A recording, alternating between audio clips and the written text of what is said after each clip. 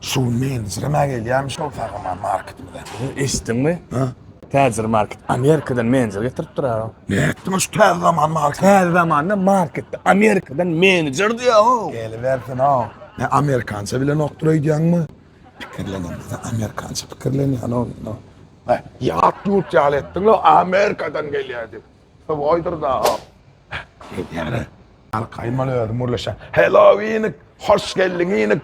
Tezi zaman tecir market inik. Misali yok inik, bir hittesini açı diye inik. Ne? Bilyani ki gurle de. Bana tezi geleyim. Menajer ağı inik. Dermanhane inik, marketin içinde inik, bari inik, gülüyal inik. İngilizce taşıt batırdın. Gönlüm yetti. Gönlüm yetti. Bile inik, gidip otur inik. İnik kepte tayin ol ya inik, mağallar fıklay inik. Ne ettim?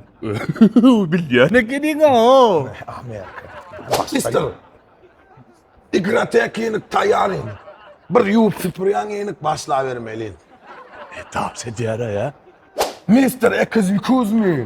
Minik. Kafe inik.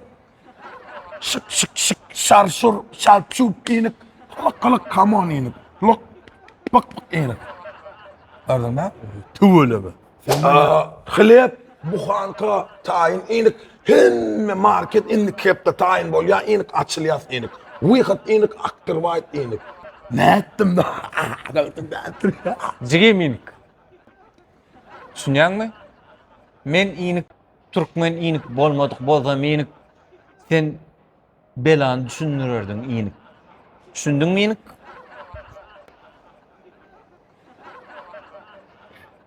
Ne kadar ha? Men näbleyna ýok. Amerika'dan gelýärdi. Fokmadan da beydi. Ay bana da aýtdylar da men näbleyna ýok. Yok bol inik. Hel vallahi inik.